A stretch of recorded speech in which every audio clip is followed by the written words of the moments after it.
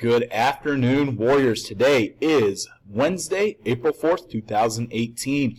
Taking a look at our homework for this evening. You're going to get an Alex packet number 3 in math, and that is going to be due on Monday, April 9th. Do not procrastinate and put this off until the end. In science, you're working on creating a Pangea. Morning classes were able to finish up during Warrior time.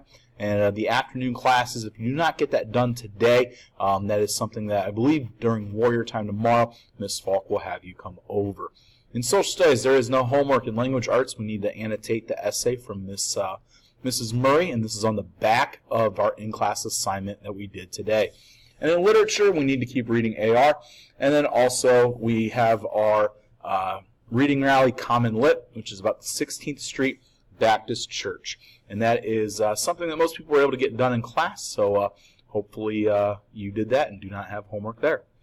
That's it for today. Make it a good one.